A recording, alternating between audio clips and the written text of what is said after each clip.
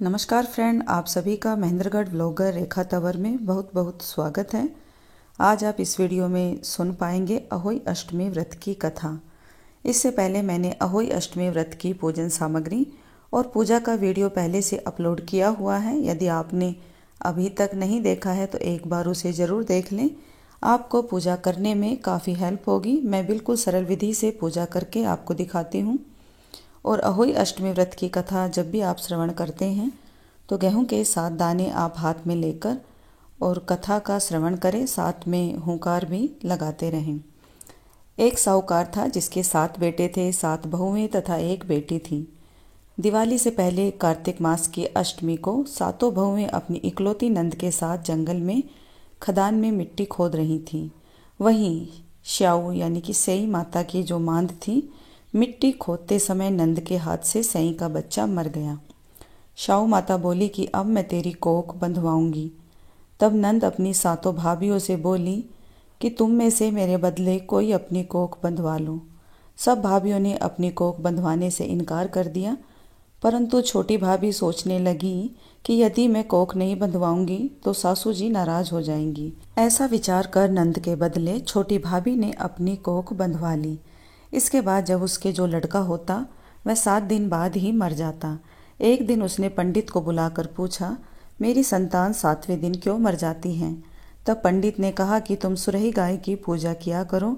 सुरही गाय श्याऊ माता की सहेली है, वह तेरी कोख छोड़े तब तेरा बच्चा जिएगा। इसके बाद वह प्रातःकाल उठकर चुपचाप सुरही गाय के नीचे सफाई आदि कराती। गौ माता खूब तड़के उठी, क्या देखती है कि एक साहूकार के बेटे की बहू उसके नीचे साफ सफाई कर रही है। गौ माता उससे बोली, क्या मांगती हैं? तब साहूकार की बहू बोली कि श्याऊ माता तुम्हारी सहेली है, उसने मेरी कोख बांध रखी है, सो मेरी कोख खुलवा दो। तब गौ माता समुद्र पार अपनी सहेली के पास उनको लेकर चली।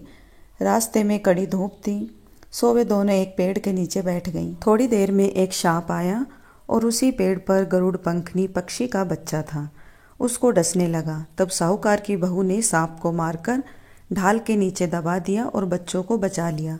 थोड़ी देर में गरुड़ पंखनी आई तो वहां पर खून पड़ा देखकर साहूकार की बहू को चोंच मारने लगी।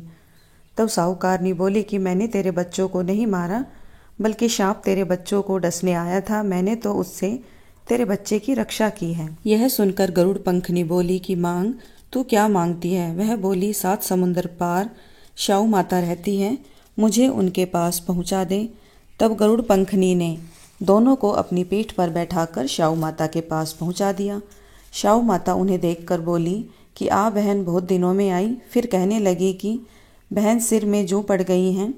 तब सुरही के कहने पर साहूकार की बहू ने सलाई से उसकी जुएं निकाल दी। इस पर श्याऊ माता प्रसन्न होकर बोली कि तूने मेरे सिर से बहुत सराई गेरी हैं, इसलिए तेरे 7 बेटे और 7 बहू होंगी।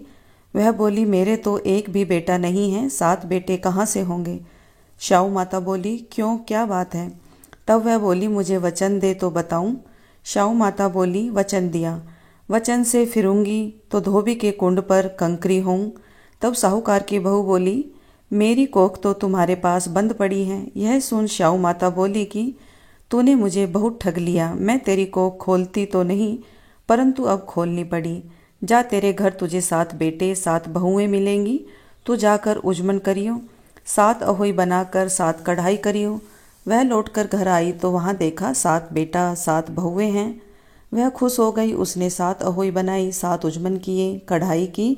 दिवाली के दिन जेठानियां आपस में कहने लगी कि जल्दी जल्दी धोख पूजा कर लो, कहीं छोटी बच्चों को याद कर रोने लगे। थोड़ी देर में उन्होंने अपने बच्चों से कहा, अपनी चाची के घर जाकर देख आओ कि आज वह अभी तक रोई क्यों नहीं। बच्चों ने जाकर कहा कि चाची तो कुछ मान रही हैं, खूब उजमन हो रहा है। यह सुनते ही जेठानियाँ दौड़ी दौड़ी घर आई और जाकर कहने लगी कि तूने कोख कैसे छुड़ाई? वह बोली, तुमने तो कोख बंधाई नहीं, सो मैंने कोख बंधा ली थी। अब श्याऊ माता ने कृपा करके मेरी कोख खोल दी है। श्याऊ माता ने जिस प्रकार साहूकार की बहू की कोख खोली, उसी प्रकार हमारी खोलियो। कहने वाले सुनने वाले सब पर श्याऊ माता कृपा करना। जिनके संतान नहीं है उन्हें संतान का सुख देना और जिनके संतान हैं उनकी संतान को स्वस्थ और दीर्घायु रखना। ए अहोई माता सब पर कृपा करना। बोलिए अहोई माता की जय।